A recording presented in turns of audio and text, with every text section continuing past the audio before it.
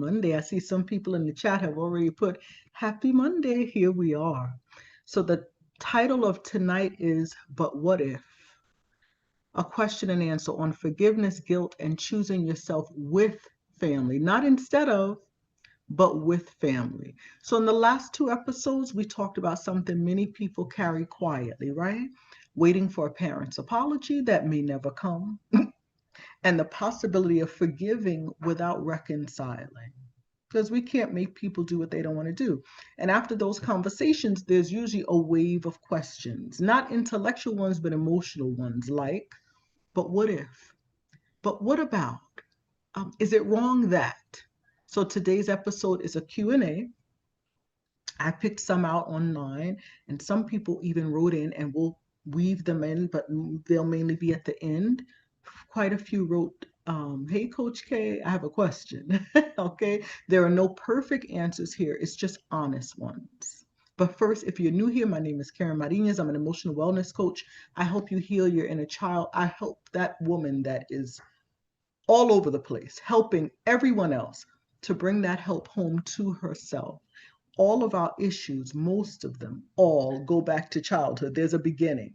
And I hold your hand as we walk, as we look back together, walking and exploring what happened to you, whether intentionally or unintentionally, and help you figure out how it follows you to today. And let's try to work and heal that. Okay, if you're new here or not, please say hi in the chat. I love to know who's here. I don't know you're here unless you're on the chat. If you are on your couch watching from you're comfortable, get on the phone, just say hey. We appreciate it. If you're very new here, this is your first time, hit the subscribe button and then you'll be able to get into the chat. Wait about a minute and then you'll be able to get on. All right. So the first question is, what if I forgive my parents or parent or caregiver and then I regret it? A lot of people, it's like, And that question comes from the fear of losing protection.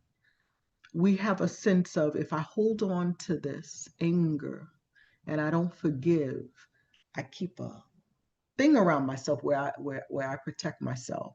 Forgiveness has been framed as something that you give away, as if once you forgive, you lose your right to boundaries, to anger or distance. But none of that is true. That's something that we have in our heads. Forgiveness does not remove discernment. Some people are not safe to be around. We do have to protect, we do have to maintain a distance. And no matter how good or bad someone is, every relationship, trust me, every relationship requires boundaries. Every relationship. So, especially those who are not healthy for us, we definitely have to set firm boundaries. Forgiveness doesn't remove discernment. So if we discern, yeah, I forgive my mom, but she's still not safe for me, then protect yourself. Listen to what your gut and your mind are telling you. She's not a safe space for you. That's okay, but you can still forgive. Also, it does not erase memory. So forgiving dad doesn't mean that you forget what happened. Some of us want to erase it, but it doesn't happen. And it does not make you vulnerable again. You're like, if I forgive them, they'll take advantage of me again. No, because again, you're grown now. You're in control. You get to set you get to set the rules. How much distance? How often do I see them? Right? So forgiveness does not remove discernment. It does not erase memory, and it does not make you vulnerable again. We're not children. We're adults now. We have a huge measure of control of who we with, what we do. Healthy forgiveness sounds like this: I release myself from carrying this. It's not I place myself back in harm's way. No, we don't do. Oh, no, no, no. We're all about caring for ourselves around here. But we can take that load off of our back, off of our shoulders that we carry around every day and release ourselves from it. If forgiveness makes you feel smaller, quieter, or less safe, that's not forgiveness, that's compliance. You know how you comply with something, you go along with something, you allow something, but that's not forgiveness. That's you saying, I want to be a martyr. Do with me as you may. No, it's not necessary. True forgiveness actually creates more clarity. It's not less clarity, it's more, because when the anger is pushed away, when we're able to get out of that frame of mind, we can see the person with more compassion, more clearer vision. So forgiveness is for you to let go of that burden, to drop those heavy bricks that weigh you down, that trigger you when the phone rings or you get a text and it says dad, and right away your whole nervous system goes crazy. Forgiveness is freedom from the weight of the past, the weight, WEIGHT. Okay? That's what forgiveness is. So, what if I forgive and then regret it? If you proceed with caution and you stay in control, there's nothing to regret, because I don't live in fantasy anymore. I know what my mom, I know who she is, I know what she's capable of, I know how she makes me feel. I don't forget that. And I don't say, oh, well, I've forgiven her, that's going to make her better. No. Unless she makes the changes, she's always going to be the same. And then I proceed with caution, but I'm not heavily triggered by her. I know how long I can have a conversation with her. I know when I can be in her presence, when not, based on how I'm feeling, all those things. So we don't have to regret it when we forgive, because again, forgiveness is for us, is to lighten our load, is to lift that burden off of our shoulders. Isn't that beautiful? It's a win-win, because this is for us, our healing. We have to remember that. Okay, question number 2. What if they really did their best? I get this all the time. It's a tender question. My parents are really good people. It's just that they da da da. But two things can be true at the same time. Your parent may have done the best they could with what they had, and what they had, listen to me carefully, was not enough to meet your needs. I'm going to say it again. Your parent may have done the best they could with what they had, and that's all you can't give more than what you have, but what they had was not enough to meet my needs or your needs. So impact matters more than intention. Their intention was to do good by you, perhaps most of the time, but how you experience them is a whole different story. So honoring your pain, what happened to you, does not require villainizing your parents. We're not saying that they're horrible people. They don't have to be. They could be really good people. But compassion for them does not mean or require abandoning yourself. You have to stay true to your story, what happened to you, how they made you feel, how you experience them even today. It happened. You don't have to decide who's right. You just have to decide what's true and right for you. We don't have to make them into bad people. We know they're good. Most are good people. Some parents are narcissistic and intentionally, but the grand majority are not. They are wonderful people. Your friends may all love your parents, and you're like, what? Right? You get that all the time. You're like, not with me. They're very different with me. Okay. Question number 3. What if I'm just being dramatic or holding a grudge? But let me just say hi in the chat. We have my Itza, my Reignite Your Radiance, Geo, who has her own channel called Reignite Your Radiance, all about perimenopause and everything that comes with it. My Elvin's back there, Leah, hey, Tiff, Dawn. Got 2 of my cousins on. This is awesome. Thank you for being here. And whoever else has not said anything, please feel free. Candida, hey, when you know better, we do better. Our parents did their best with what they knew. Hello, everyone. Good subject, Karen. Thank you very much for being here. Okay. So you might say that. What if I'm just being dramatic or holding a grudge? Because a lot of parents or people say, oh, you're just being so dramatic. It wasn't that bad. But what are you talking about? You may even have siblings that grew up in the same house. No two children grow up in the same house have the same experience with their parents. They just don't. It doesn't happen. The parents are constantly growing and evolving, and the children are coming at different periods of time in their lives. Every child has a different experience. So you may even have siblings that say, it wasn't that. Why are you talking about daddy like that? Are you holding on to a grudge? This question often comes from people who were taught to doubt themselves. Like, well, maybe I am being dramatic. Maybe I should just let it go. But here's a reality check. People who are being dramatic don't spend years questioning their pain because they're being dramatic. It wasn't that bad. They don't grieve quietly. They don't wrestle with guilt for protecting themselves. They scream and yell. They gripe about it all the time because they're dramatic. They want attention. But if something still hurts to this day, it's not because you're petty or holding a grudge or because you're being dramatic. It's because it hasn't been processed yet, metabolized in your soul. Healing asks for curiosity. So that's why it keeps coming up in your heart and mind, because it's real pain. And you have to acknowledge it and validate it. So I encourage you to keep asking questions because you're entitled to do that. Ask questions, even be curious about what made your parents the way they are. So a lot of people don't know their parents' story. There's a reason. It's too painful for them to talk about. They're like, I don't really know about my grandmother, right? Or the things that she went through, the battles that she had.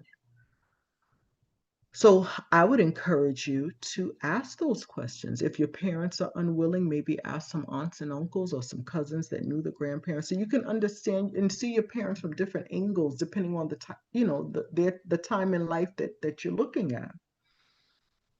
Then you're better able to handle the situation and move on to healing, because you're looking at we even as adults, we still look at our parents like they were supposed to be perfect, and they're not. And we know that logically, but our body and our minds, we want them to be perfect and to have done everything just so. And we hold them to a standard that when we really look at it, they were suffering just as much, if not more. And then because hurt people, or they were so drowning in their own pain, they couldn't even see us to help, to reach out, to connect with us, still maybe not be able to.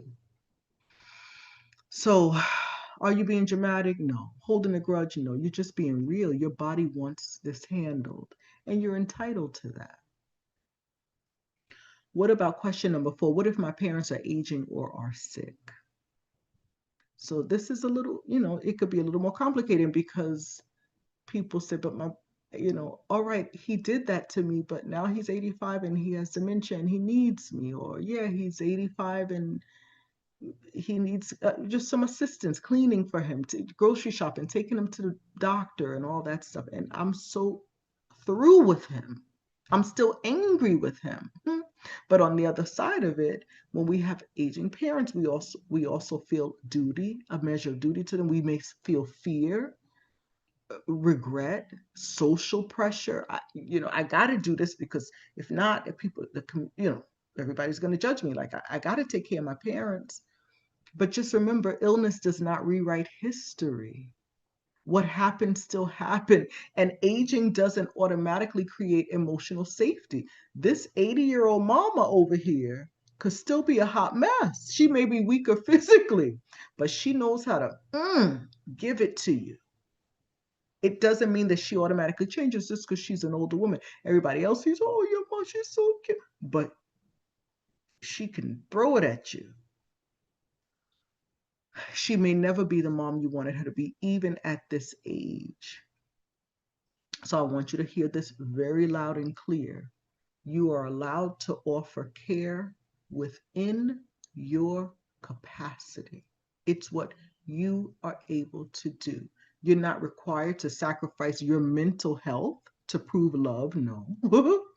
If the environment is dangerous, proceed with caution.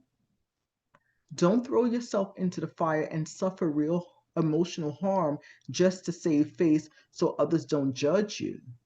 Mm-mm.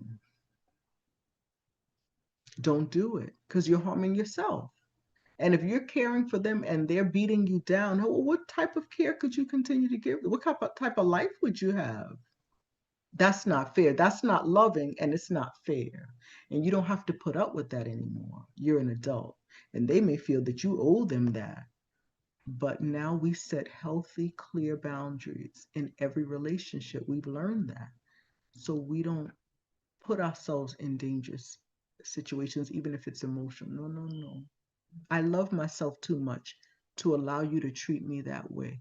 You treat me different, I'll come and take you to the doctor. If you don't, I'll have to get someone. I can make the arrangements, somebody to pick you up and take you, but I can't spend 5 hours with you and I leave and I'm a mess for the rest of the week. I don't deserve that. I'm a good person. I want to help you, but you have to behave as well, Mom. It's tough. So you could ask yourself, what can I give without abandoning myself? It might be 5 minutes on the phone. It might be that I'm not going to do the grocery shopping, but I'll do a service to drop it off to what you want. Send me the list. I'll get it. I'll have it delivered to your door. I can't go and clean because physically I'm unable, or my mom is a hoarder. Walking in her house just sends me. It makes me bonkers because it's too much. Or there's arguing and too much emotional, it's too emotionally charged, or she triggers me, or whatever the thing. So I can hire someone to clean your home and you pay for it if you have the money. Right? What can I give to this aging parent without abandoning myself? Because I refuse to put myself in harm's way. I don't deserve that. Also, what level of contact allows me to stay regulated? Regulated meaning your nervous system floating along nicely, not like this, but like this, nice and smooth, like when you're in the ocean and you're just bobbing and weaving. So, what level of contact is it? Can I talk to him or her every day? How do I feel when I get off the phone with them, when I visited with them, right? You might have to limit it only to text messages because it's only so much they can text, but some people can do some damage with some text messages, right? Or, I want to visit them, I want to see them, but I got to take a friend of mine with me because they'll be on their best behavior in front of other people. You figure that out, but you're in control. You don't have to do anything, and you shouldn't do anything that's going to cause you emotional damage. It's not fair to you. So don't abandon yourself. It's good to look out for them, but take care of yourself. Set the boundaries. Know what I could go Sundays because I've been with my friends all weekend. I could go Sunday afternoon because I'm all up here and I can give them an hour and that's just enough. And then I leave. Whatever the thing. So love does not look for erasing what happened from my mind. No, it happened to me, to you. We have to acknowledge it. We would like to forgive and move on. But even if whether we're working on it or we have done that, we still have to proceed with caution if they are dangerous to us emotionally. Let me look at the chat. Um, Dawn says, plus they were so young. Yeah, the parents were young. They were. They'll say that. I was young. I didn't know. PJ says, great subject. Glad you're here, PJ. Kind of in some cultures, it's taboo to talk about what parents did. It's considered a big sin. Yeah, it's a shame. Well, they feel their own shame about what they were doing in their 20s. They don't want to share that with you. So ask one of their siblings. And Audie, hey Audie, it's good to have you here. Okay, question number 5. What if I cut contact, excuse me, and later feel guilty? So I'm not encouraging you to cut contact. That's a whole big subject going on in the internet world. But some people have found the need to do it. That's a very personal choice. I'm not here to say, cut them off. That's not my. Um, but let's talk about guilt. Guilt is not always a sign you did something wrong. So this question is about cutting them off because it's such a hot topic, but we could even say limiting your time with them. What if I feel guilty about it? It's okay to feel guilty. Often guilt is not that you did something wrong, it's that you're doing something new, right? Um, and especially for people that are raised to be responsible for other people's emotions. The parents made you the adult. I'm upset, and you're the cause of it, and I need you to fix it. And we learn that. Then guilt shows up when you stop over functioning. A lot of us are over functioners, really good people pleasers. It's a sickness, it's an addiction, because we're looking for that smile. And sadly, so many don't get it because the parent is really, is that even a word? Unsatisfiable. There's no way to please them completely. You may get a, but it's not really full out. Thank you so much. What would I do without you? You're so wonderful. That's what we're looking for. There are people, they just can't say it. They can't say, I'm sorry, please forgive me. And they can't say, thank you, I appreciate you. It's sad, but it shows their emotional state. They're not well emotionally. Okay. So instead of saying, how do I get rid of the guilt? I want you to ask yourself, is this guilt coming from my value system or from my conditioning to be a people pleaser, to be responsible for other people's emotions? Or am I really not being a good person? Am I not being honest, dutiful, giving, generous? Or can I not do that because they don't behave well enough for me to do it? They attack me. I can't be generous with them because they attack me.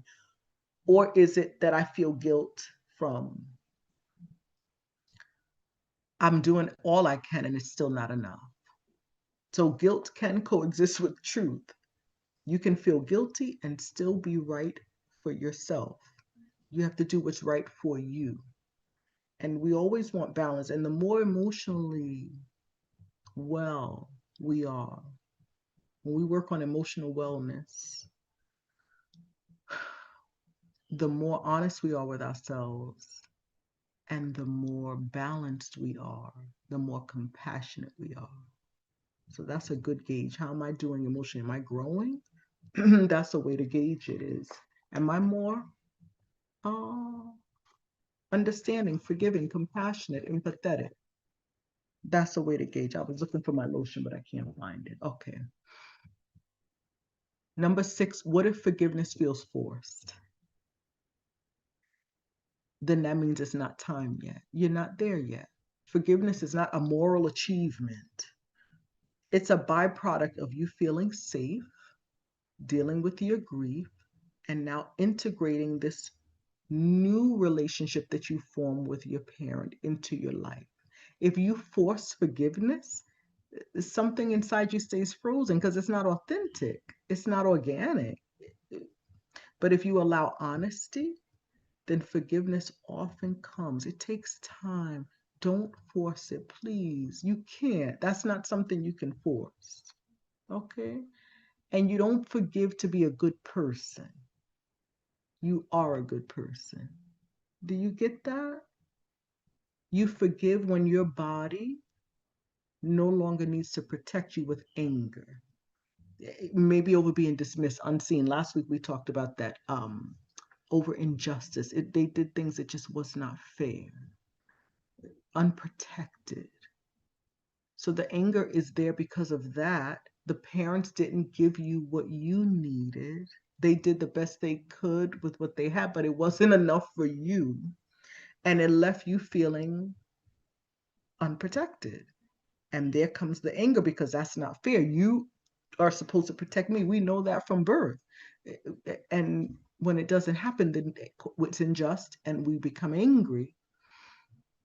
But when we can process that and anger, why are you here? And oh, I know because they never they never paid me the attention that I know I deserve.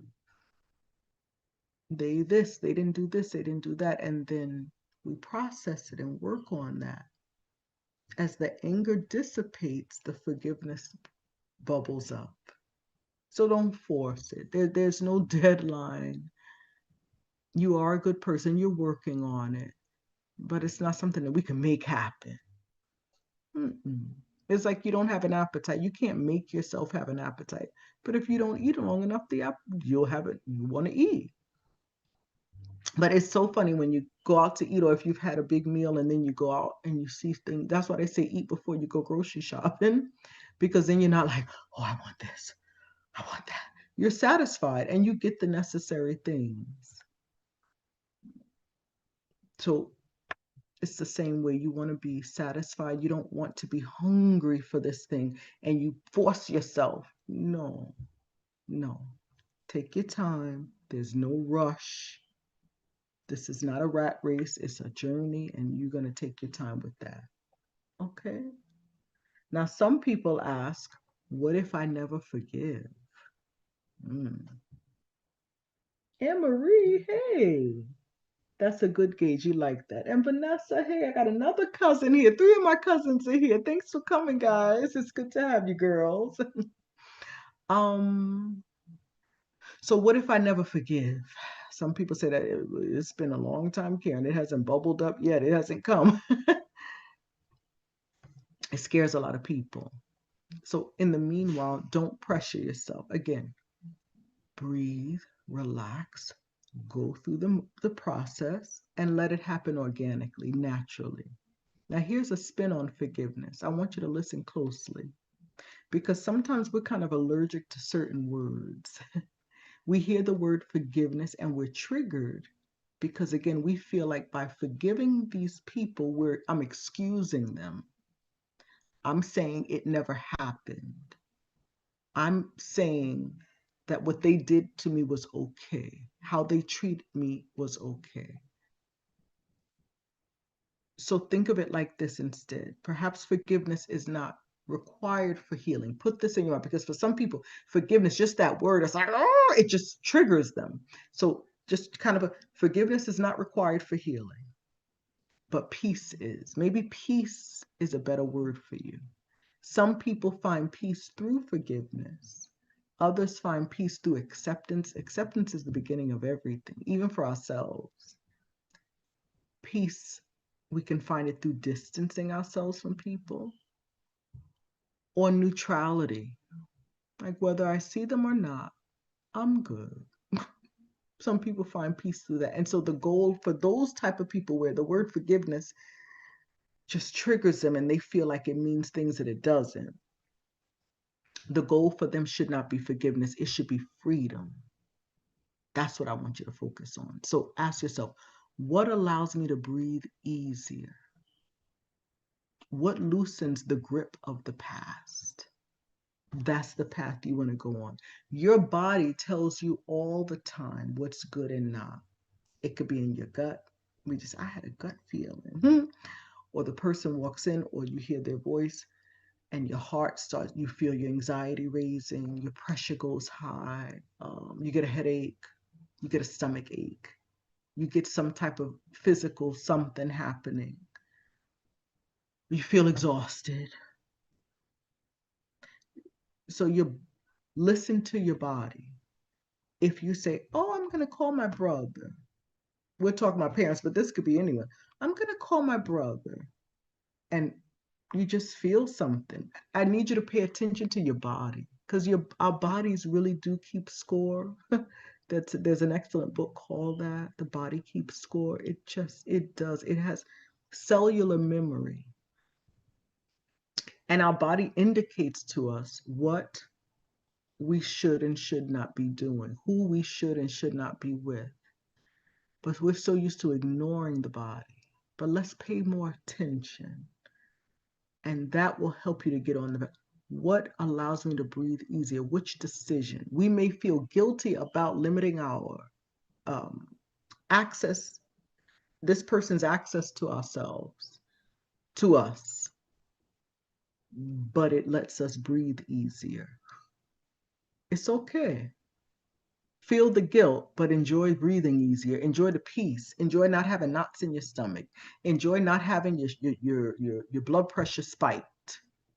or losing sleep after you've been with them because your mind, they say things to you and it just sends your mind spinning and makes you so insecure. So sometimes it's our own viewpoint and experience, and also our own aversion to certain words. So if you're here, you're listening to this, or for those who are going to see it played later, the playback, if the word forgiveness is like, oh, for you, try to think of the word peace. And with peace comes acceptance, distance, and or neutrality. Okay, peace. And then, okay, you can take that forgiveness out of your head, because some people that really bothers them. Okay, what are we saying over here? Yeah, it says the body's always going to communicate. Yep.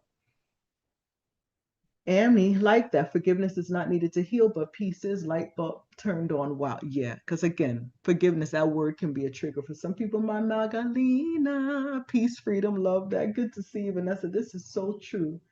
We really do need to pay more attention to our body. We do. No one teaches us to do that, to honor our bodies and look out for ourselves. Only when it's like breaking down, then we're like, I gotta get to the doctor, I gotta do this, I gotta do that. But let's even emotionally pay attention. What are the emotional signs our body is giving to us when we're around certain people? Do you feel it in your chest, in your throat, like they just they take your breath away, but not in a good way. They just, it's like you're suffocating when you're around them, like they suck the life, the oxygen out of the room. And they may not even be on the room, they could be on the phone with you, and you're like, pull back, set the boundaries strong, higher and firmer, lift the gate. Because that's not going to help you in any way, and you don't owe anybody anything except yourself, your own well-being. You gotta take care of you. We have to take care of ourselves. It's so important. Our bodies, our lives. If I'm not happy, if you make me miserable, somebody makes me miserable and I give them open access to my life whenever they please, I'm abandoning myself. I'm not being kind to myself. That's abuse. And I'm allowing it. Now I'm giving I'm giving them permission. Abuse me. That's us in the past. Going forward, we're going to do better. Lou says, peace comes from when I'm firm on my boundaries too, because ultimately I'm honoring that little girl inside, exactly, that could not put boundaries because she was a little girl. She was helpless. But now we know better and we do better, like Maya Angelou said. All right. So I want you to listen and realize there's really no clean answer here. You're right. Healing is not about certainty, it's about self-trust. And there again, trusting our bodies, listening to our bodies. What is my body telling me when the body tells us? Pay attention and see what your body is telling you in regards to all people. You get a vibe. And the more in tune we are with ourselves, the more in tune we are with, oh yeah, no, she's not, or he, And then if we fall into it and we make the mistake, and then we can't sleep that night, or we have terrible dreams, or our anxiety is through the roof, or we have stomach aches, or we have acid reflux, or we get some type of anxiety attack, whatever the thing, then learn, oh, don't say, oh, I wonder why that happened. Oh, it must have been something I ate. It wasn't something you ate, it was that person.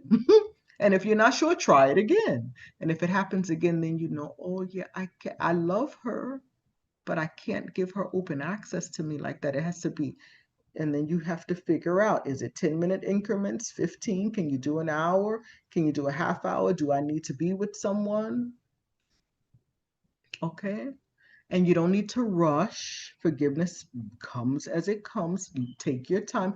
You don't need to decide everything in advance. Well, yes, this one I need to just cut her. And then you take your time. And you also do not need to justify your boundaries. If you don't feel right with a certain person, that's you. Your sister may be okay. Then that's great for her. But I can't and I won't, because I respect myself now.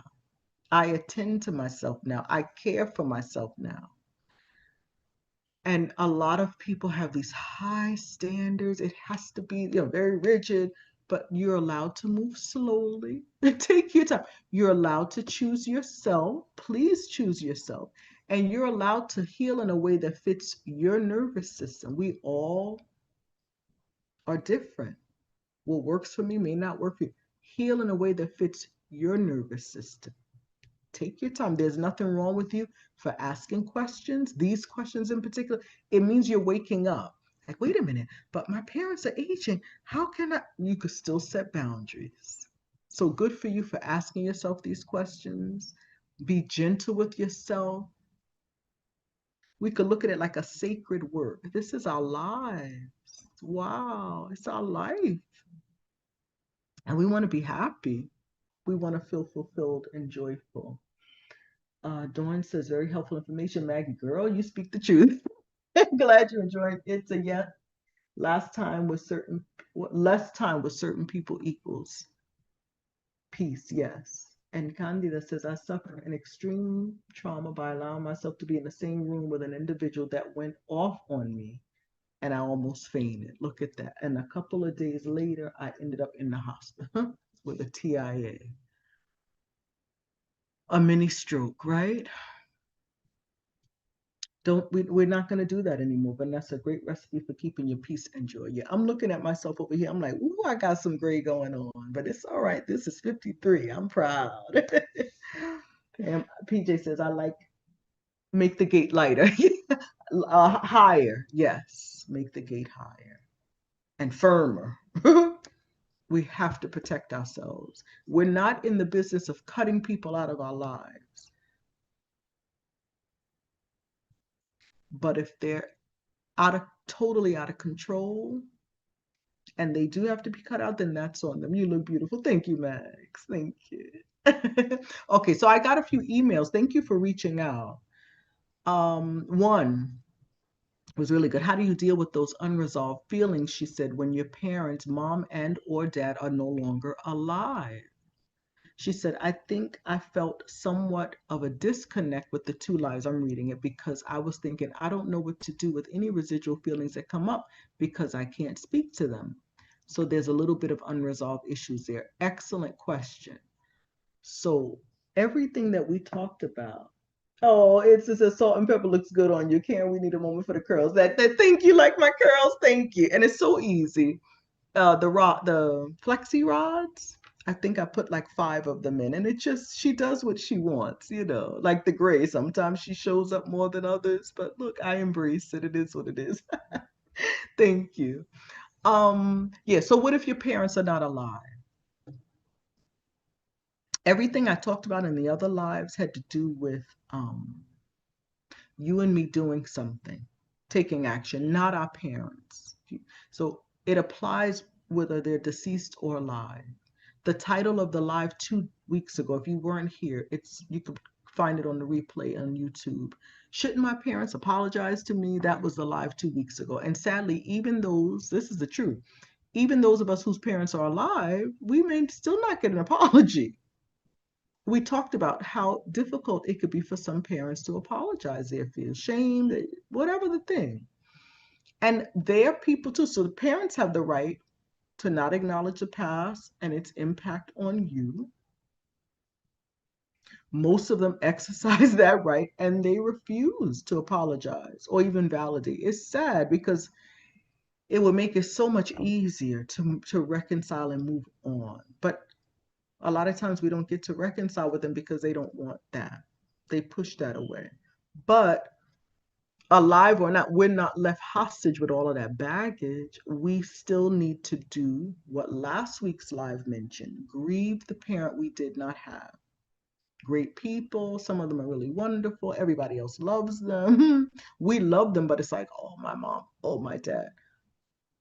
We need to acknowledge that they didn't give us what we needed and grieve that parent that you did not have, that you so desperately wanted. But the emphasis was on we can reparent ourselves and be that parent to ourselves, nurture ourselves and protect ourselves. What they didn't give to us, we can give to ourselves. Okay. This person, she's actually a client of mine, and our last session, she was saying how her mom used to dismiss her. She wasn't seen. She definitely wasn't protected. It was like, you're there and I'm over here. She wasn't made to feel important. Mom worked. She was young. Very young. Mom worked, and then weekends and nights she was out partying. And this client was left with her grandmother. So my question to you would be, how do you dismiss yourself now as an adult?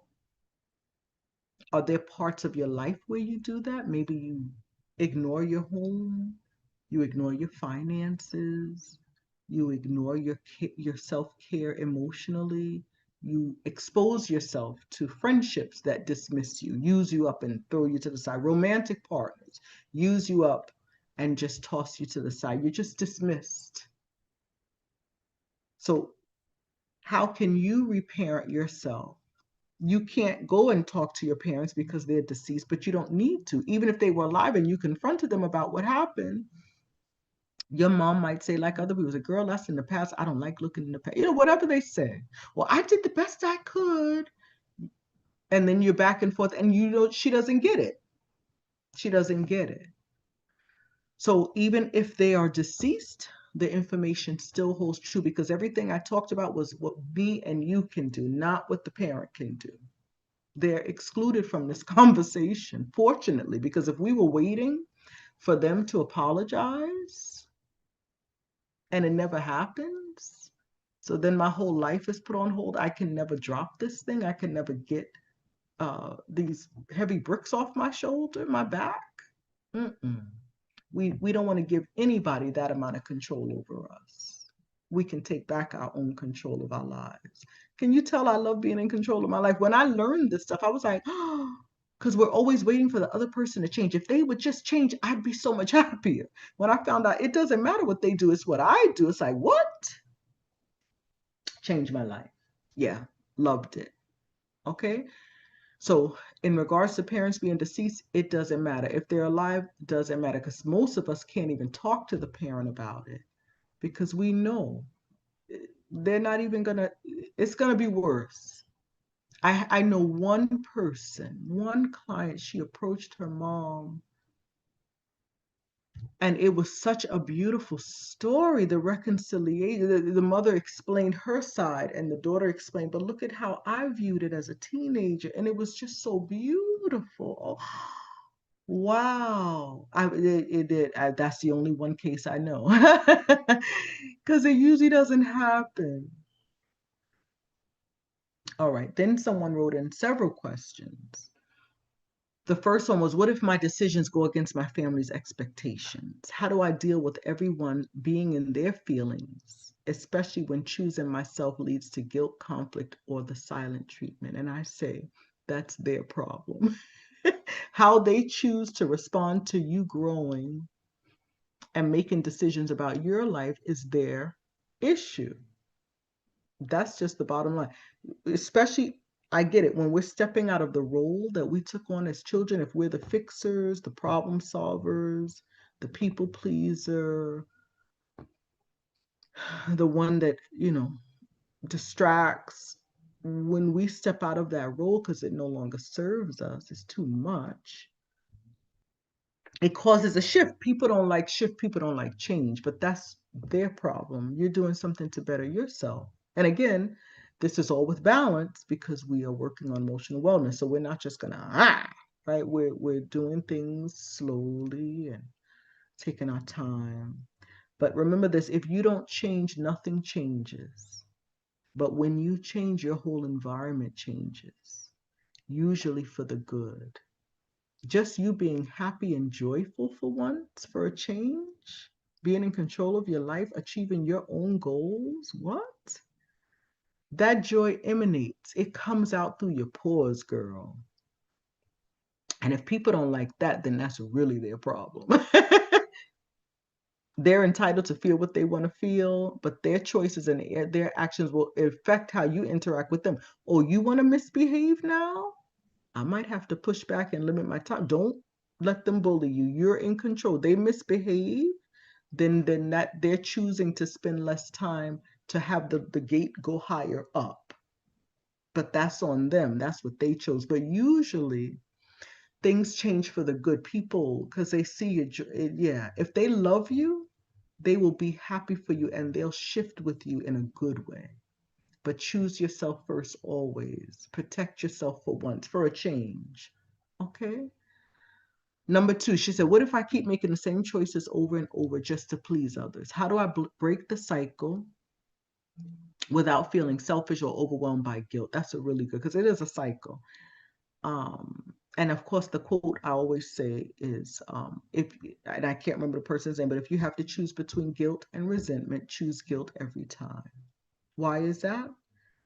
Because guilt lasts much less time, but in the difference is resentment, when it lingers, it gets nasty. It turns to bitterness, hate, anger. That doesn't feel good here. So you're doing yourself a favor by allowing yourself to feel the guilt, making the changes that you want to make for your life. You get to choose. And feel the guilt, because you'll be happy. You won't be resentful. That that resentment builds. It's not pretty. It's nasty, and you feel it here. And we're good people, so it just doesn't mesh. It's not good. All right. So do yourself a favor. Try not to please others. Please yourself. Sit with yourself. What do I want? Even with our parents, people choose careers based on, well, my dad wanted me to be an accountant. My mom always wanted to be a nurse, and she wanted me to be a nurse. But do you want to be a nurse? It's your life. You're entitled to choose. You're not selfish. You're just choosing what's best for you. Okay? Especially if it's in the realm of our value system. Yeah. And the third question she asks is, what if making positive changes in my life creates distance between me and my family or friends? That's a good one, because if you think about it, if positive changes that you're making creates distance from your family and friends, that means it was never a healthy relationship, because people that really love you, they want the best for you, right? So we're making these changes with love for ourselves. It's like me dieting. This happens. People are extremely obese. They diet, they exercise, they do the work, they're slimming down. And people say, oh, don't get too skinny on us. Oh, why are you eating like that? Now, while they were binging on donuts and cake, no one was saying anything. But now that they have their broccoli and their lean meat and they're doing their thing, and you get up so early, and people start, and it's like, why would you discourage someone from taking care of themselves? Look at her. She looks beautiful. She feels better. She got rid of certain medications. She was like, who would do that? It's people that the love is not very sincere. It could even be a husband who's now jealous. She's getting all the attention when we walk in a room, and I'm used to get like who cares? You're on your own healing journey. Do you? Do you? We're making these changes for ourselves, for the love of ourselves. It's for the better of ourselves. But when we're healing, it should make us more softer, more compassionate, more loving. So if you don't feel that, if you feel aggressive, check yourself. It should also make us more open, because we're honest with ourselves and with others. We're more joyful because we feel good. We're getting rid of that baggage, and we're just feeling good. If you're not experiencing that, try to examine what you're doing. And if you need help, reach out and we can work on that. You get into your softer side. Okay, but healing emotionally just makes us better people. Wow. It feels so good, I promise you. And the other question to that was, how do I know when that distance is healthy growth rather than something I need to address? So that's a good question. I'll address that in another live. She had another question. What if a friendship is triggering, but there's a lot of history there? How do I honor what was while still protecting who I'm becoming? I'll address that in another live. That's juicy. Yeah, that's really good. Okay. Um, Someone says, yes, we're good people, not perfect, but trying to maintain healthy mental and emotional health and wellness. Our creator wants us to be healthy. That's the other thing. If you're a God-fearing person, your creator wants you to be healthy and happy, joyful, free, liberated. Of course, live the best life you can live. It's all connected. And he created us with these emotions. He knows how desperately we need to care for them. Okay? Someone else asked this question, and it's also a good one. that I can't answer all here. We got to do another live, but I appreciate the feedback. I love the questions because it gives me more ideas for the future lives. Okay, so someone else wrote in and said, what makes people successful or not in changing this what if thinking? So my question and answers was about guilt and forgiveness in regards to parents. But the other angle of what if is, what if this doesn't work out? And it applies to parents. What if this isn't good for me? What if it fails? What if I fail? All of those questions. Sometimes when we're filled with anxiety, we ask those what ifs, what ifs, what if? I'm planning this trip, but what if the plane crashes? We can take it really, right? So she says, what makes people successful or not in changing this what if thinking? Is it willpower, diligence, a support network, medication if it's rooted in physical imbalances? That's really, wow. That we need a whole hour for that one. The short answer is that it's rarely willpower. The longer, more honest answer is that people succeed in changing what if thinking when they stop treating it like a character flaw, because we think there's something wrong with us and we judge ourselves and we focus more on judging ourselves instead of working on a system that produces the what if thinking. One, I made notes. What did I put down? Two things, and the rest we're gonna spend an hour on it. One is our nervous system regulation. This is the big one, right? So chronic what if thinking is often a threat response. It's not a thought problem because we always think there's something threatening us. If someone's nervous system is chronically activated, shaped by unpredictability, it could be emotional inconsistency, trauma, shame, family dynamics, then the brain learned this. Anticipate everything that can go wrong so that you stay safe, because I never want to be shocked again. I had a 12-year-old client, beautiful, beautiful girl the other day. And we talking, and her first experience with death was her dog when she was about 7 years old. And a part of her never wanted to, she loved that dog. He was there from before she was born. At 7, she made the choice, I will never open my heart again like that because I don't ever want to feel this pain. Very interesting. And it has affected her, and it will affect her the rest of our life. I'm glad that we're working. Her mother's aware to say, let's something's up. Let's get her some help. So she expects the worst. So the nervous system is always activated because it's always scanning to prepare for the worst possible outcome of any situation in any place. But people who succeed usually learn to calm the body first. They work bottom up, they breathe, they do the grounding, they rest themselves. Without that, willpower just argues with a frustrated brain. Willpower is like, stop. And the brain is like, no, it's dangerous. And the willpower says, no, we got this. We're going to do. And the brain says, no, the frightened brain. And fear always wins. So what would be needed in that case? Hibernation, rest, slowing down. They're vital for healing. They're not luxuries, they're interventions to tell our nervous system, calm down. We are okay. We don't have to anticipate everything. I will not break. Nothing can break me. If I work on myself and give myself the attention and the rest and the care that I need, there's no bad news that's too bad that it will just crush me. We're afraid of that and we'll be a mess for it. No. But rest, hibernation, slowing down, we need those things. Our body requires it. Are we giving it to ourselves? That recalibrates the nervous system. It helps us to bring it down. And then number 2 is our relationship to uncertainty. We can't eliminate it. Successful people don't try to get rid of uncertainty. There is always uncertainty, but we can build a tolerance for it, right? So they slowly practice, I don't know, and I'm still okay. I don't have to know everything. Or I could respond later. Or I don't have to solve this now. It's not a fire. It's not an emergency.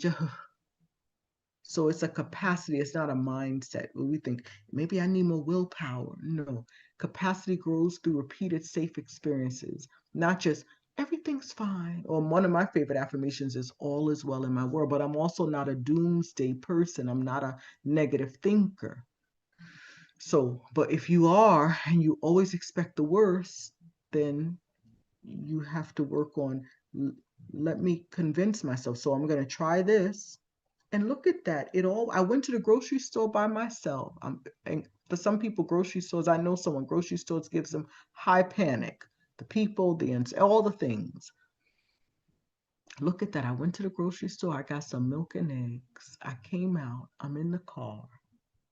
And everything's fine. I got on the train. Yeah, there were some homeless people, but they didn't attack me. Like, I'm good. I got on an airplane. Look, we arrived safely to our destination. So through safe experiences like that, time after time, it slowly shows us that we don't have to prepare ourselves for the worst things. And we also can't get rid of uncertainty. Anything could happen anytime, but I can build tolerance for it. Okay, so our nervous system isn't always scanning the room for the worst case scenarios. Okay, so check in with yourself. Start resting more, clear your calendar more. We can always do some of that because we got some high achievers in these chats watching. Those that are going to watch this later. I know you're doing too much. You know you're doing too much. Can you cut a few things out of your schedule? Trim the calendar down so you have more time to rest yourself, your brain, your body, your nervous system. Start journaling, right? At a reasonable pace. It's not a quick sprint.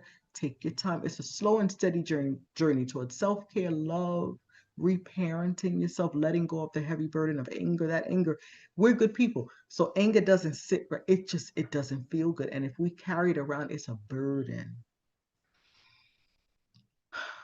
Let's learn to let it go. All right.